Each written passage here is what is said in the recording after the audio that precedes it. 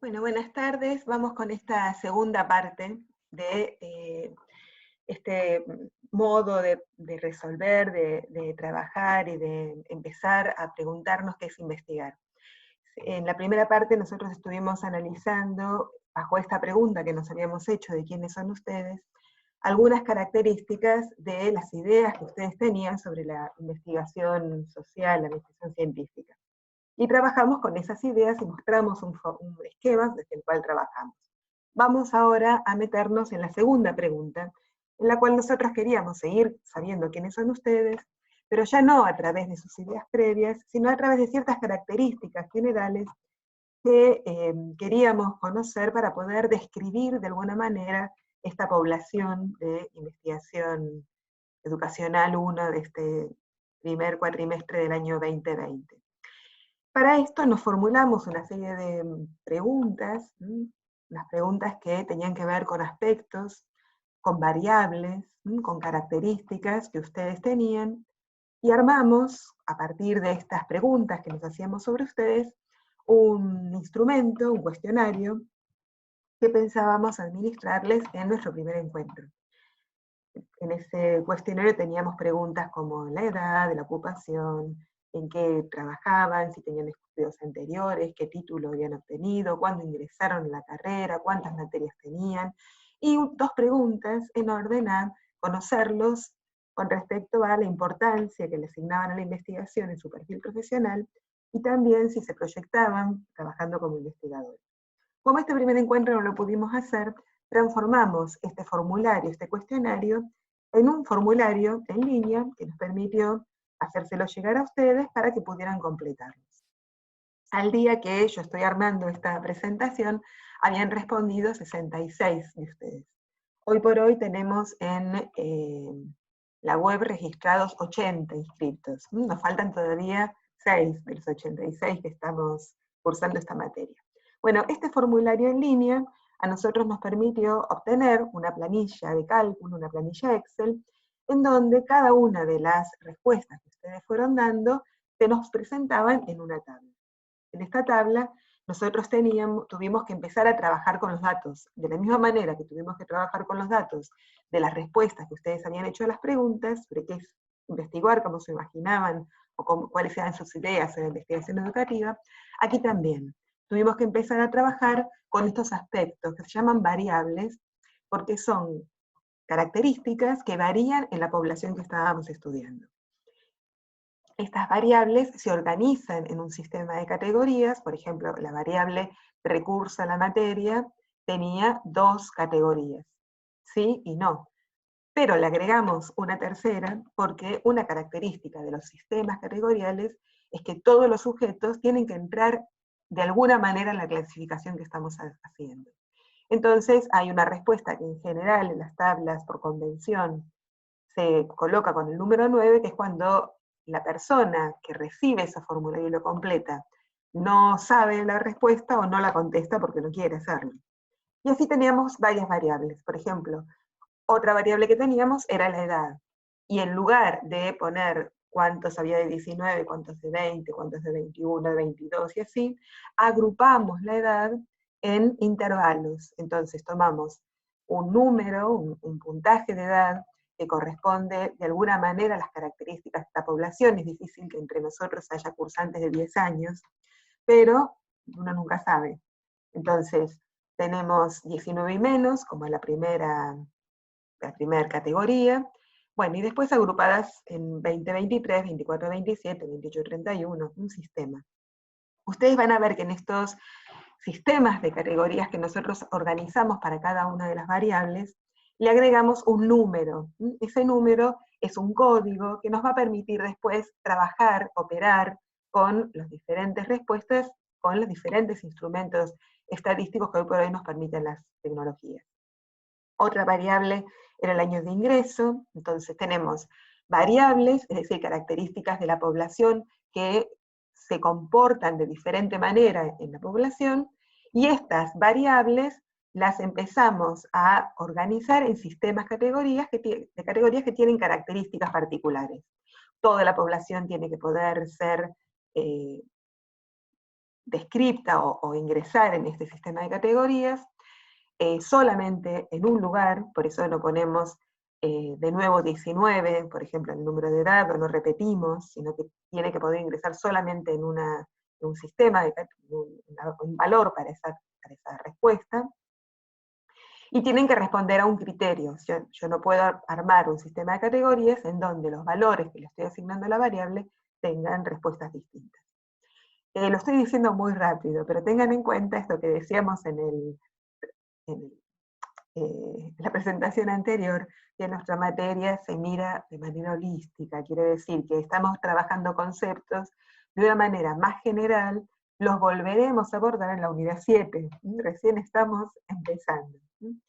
Otras variables será el estado civil, la ocupación, si tenían estudios anteriores, y también estos códigos que le pusimos a este sistema de categorías que estábamos organizando, lo volcamos en lo que se llama una matriz de datos. Si ustedes se fijan, a lo que era el primer sistema, que era lo que nos daba la planilla Excel, nosotros ya estamos generando un proceso de abstracción, de sistematización de esas categorías, a partir de volcarlas en una tabla que nos permite operar mejor con ciertos modelos estadísticos. Ahora, igual que con las ideas previas, yo no puedo después simplemente decir si tengo tantas respuestas, léanlas, sino tengo que poder encontrar una forma de sistematizar esta información, de sintetizarla para poder caracterizar esta población que son los estudiantes de investigación educacional de este año. Para eso, en esta forma de operar, nosotros utilizamos cuadros. Entonces, definimos un instrumento, aplicamos ese instrumento en una población, obtenemos las respuestas, organizamos esas respuestas en función de un sistema categorial, lo organizamos, lo volcamos en una matriz de datos y empezamos a organizar, empezamos a analizar estos datos a partir de la elaboración de cuadros, en donde vamos a leer qué sucede con cada una de las variables, y en el caso que nos interese, empezar a cruzar variables. Qué complicado. Entonces, por ejemplo, edad. ¿Qué podemos decir de los estudiantes que este año se inscribieron en investigación educacional? Una de las cosas que podemos decir es que la mitad de la población, o sea, el 55%, está entre 20 y 23 años. También podría decir que el 62% de la población tiene menos de 23 años. Y puedo decir que apenas un 8% supera los 32 años. O sea, tenemos una población muy joven cursando investigación y educacional una. Nos quedan 2 estudiantes del plan anterior. Fíjense, nosotros tenemos un cuadro que en donde estamos volcando la frecuencia, es decir, la cantidad de respuestas que ustedes dieron a esta pregunta. En el momento del análisis teníamos 74 estudiantes que habían respondido al formulario, y sobre esa frecuencia realizamos un procedimiento estadístico que es el porcentaje para poder leer estos valores absolutos y en todo caso poder compararlos con lo que había sucedido de otros años. Lo mismo hicimos con la otra variable, por ejemplo el estado civil. Entonces tenemos un porcentaje alto de solteros, casi un, no lo leo porque casi un 96% de estudiantes son solteros. El 47% trabaja y tiene un trabajo dedicado o vinculado con la educación, solo el 22% no trabaja. ¿Sí? Y si nosotros hablamos de, bueno, si tienen estudios anteriores, una característica que tiene esta población, a diferencia de otros años, es que tenemos un porcentaje relativamente alto, un 26%, de estudiantes que han realizado estudios anteriores, superiores, muchos de los cuales están vinculados con la docencia. No hicimos la relación porcentual de estos 19 estudiantes que tienen estudios completos, pero hay una variedad de estudiantes que tienen, que son profesores de educación primaria, educación inicial, educación física, etc. Fíjense, para cada una de nuestras tablas nosotros elegimos una forma de representar los datos, ya sea a través de estos cuadros univariados o a través de un gráfico. Usamos gráficos de tortas, de pastel o gráfica de barra. En cuanto al año de ingreso, el 41% son estudiantes que ingresaron el año pasado, o este año sería, pero no, son el año pasado. Y una proyección con respecto a investigadores interesante, ¿no?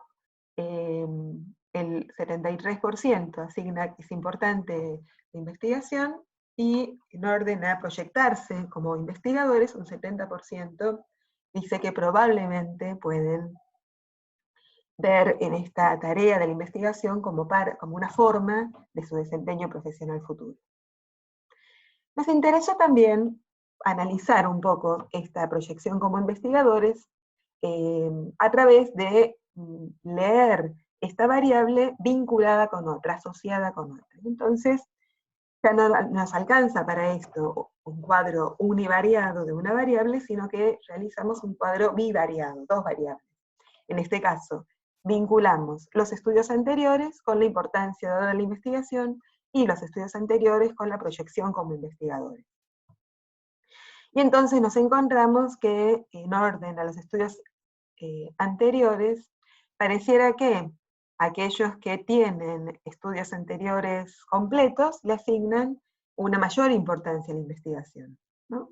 Lo mismo sucede con la proyección como investigadores, ¿no? Le asignan una importancia, ¿no? un lugar importante en sus estudios. Nos interesaba ver también qué pasaba con la edad. Acá nos llevamos una sorpresa, digamos, habría que ver si fue un problema de comprensión de la pregunta o de la respuesta, ¿no? Interesante para seguir indagando. En estos cuadros, en donde estamos tratando de analizar la relación entre la edad y la importancia de la investigación y la edad con respecto a la proyección, nos encontramos con esto. Fíjense qué interesante. Para los que tienen 19 años y menos, ¿sí? En el cuadro donde tenían que responder a la pregunta ¿cuál es la importancia que le asignan a la investigación en su perfil vocacional?, un 60% dicen que este lugar, esta importancia es poco. Interesante. Pero cuando le preguntamos si se proyectan como investigadores, el 80% dice que sí. Entonces, estos resultados de estos cuadros, de este cruzamiento, nos obligaría, si estuviéramos haciendo una investigación de verdad, a buscar alguna pregunta, volver a la población, volver a hacerle alguna pregunta, para ver por qué, si le otorgan una importancia de alguna manera baja, como le están dando a los de 19 años y menos, sin embargo, habiéndoles dado una importancia baja para su perfil vocacional, se proyectan como que probablemente, o seguramente, porque ninguno responde que difícilmente, van a dedicarse o van a trabajar en la investigación. Interesante, ¿no? Fíjense, este modo de trabajar con los datos y dar respuesta a quiénes son ustedes, ¿sí?, es muy diferente a lo que hicimos en el módulo anterior. O sea, en este momento nosotros estamos trabajando ciertas características de tal manera que si viniera ahora Anaí y nos dijera, bueno, ¿quiénes son los estudiantes que están cursando investigación educacional? Anaí, la directora del departamento, le diríamos, bueno, son estudiantes jóvenes, el 55% está en la franja entre 20 y 23 años, su mayoría son solteros, casi todos son solteros, tienen trabajos vinculados con la docencia, hay un 26% que ha realizado estudios anteriores de nivel superior, un porcentaje alto de estos son maestros o profesores de educación inicial, primaria, física, inglés, son estudiantes que recién se están iniciando en la carrera, el 41% ingresó en el 2019, le asignan una importancia a la investigación y se proyectan como investigadores. Fíjense que ya no le estoy diciendo, bueno, fulano de tal es así, así, así, sino que estoy dando una descripción global, general, de quiénes son ustedes, o al menos estos 74 estudiantes que respondieron a nuestro cuestionario. También le puedo decir, mira, nos quedan algunas preguntas, porque algunos datos nos generan nuevas preguntas. Y podríamos sobre esto hacer otro cuestionario o una entrevista a los menores de 19 años para ver por qué le asignan poca importancia y sin embargo se consideran que pueden trabajar en esto. Entonces, fíjense, en este modo de operar con los datos, nosotros especificamos una serie de características, de variables, diseñamos un instrumento, diseñamos un formato para poder tomar este instrumento, que en este modo fue autoadministrado, lo tomamos, definimos a partir de las respuestas este sistema de variables y nos pusimos a analizar los datos. A través de una serie de herramientas que nos permite la estadística, armamos tablas de frecuencia de variables, de una sola variable, organizamos gráficos, ¿no? Armamos gráficos, y armamos cuadros bivariables tratando de vincular algunas de las respuestas, algunas de las variables, algunas de las características que nos resultaban relevantes. Como ustedes pueden ver, la pregunta de quiénes son ustedes, nosotros la abordamos desde dos maneras muy distintas. La abordamos desde una perspectiva, de alguna manera, más cuantitativa, más estadística, y desde una perspectiva más conceptual, más analítica, más interpretativa de lo que ustedes habían respondido. En ambos casos, lo que nosotros estuvimos haciendo fue un proceso en el cual empezamos a generar una relación entre el sujeto, ¿sí?, de conocimiento, estos sujetos sobre los cuales nosotros queríamos indagar algunas características, y la pregunta que teníamos, que era quiénes son los estudiantes que hoy están cursando investigación educacional, ¿sí? Y buscábamos en este amalgamado de los datos empíricos y los conceptos teóricos, generar un proceso inferencial que nos permitiera encontrar estas respuestas. Este proceso nos permitió de alguna manera trabajar con la información empírica, que si no hubiera sido de manera inmanejable, si no podríamos haber volcado los 76 cuestionarios y decir, bueno, estos son, ¿no? Tenemos que encontrar procedimientos de comparación que nos permitan sistematizar la información.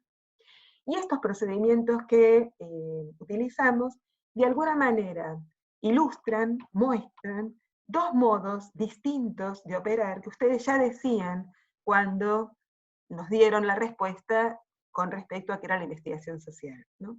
Un modo de operar en donde nosotros lo que hicimos fue construir categorías más generales y abstractas que subsumían respuestas empíricas particulares, y otro modo de operar en donde generamos un proceso de reducción a partir de la cuantificación de esa información, que se organizaron en categorías que ya las habíamos establecido en el momento en que nosotros organizamos ese cuestionario y definimos qué queríamos saber de ustedes, que nos permitió después, al elaborar esta relación entre nuestros conceptos previos y las respuestas de ustedes, llegar a una descripción de la población.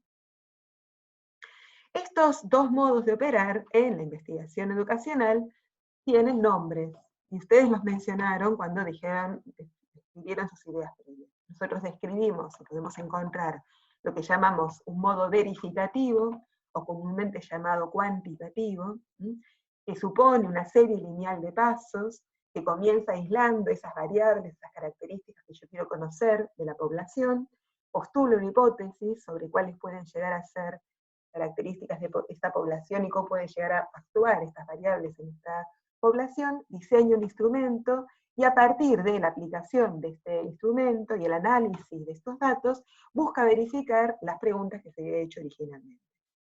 Y hay otro modo de operar, que es el que llamamos de generación conceptual o cualitativo, en donde nosotros no sesgamos las respuestas, sino que hacemos una pregunta amplia, porque nos interesa conocer cuál es el modo en que ustedes interpretan, conocen, definen un determinado concepto, en este caso de la investigación social, y a partir de esta pregunta amplia, abierta, generamos una serie de procedimientos que nos permiten encontrar características comunes y características diferentes, de tal manera que podamos captar la complejidad de este fenómeno que estamos tratando de indagar en ustedes.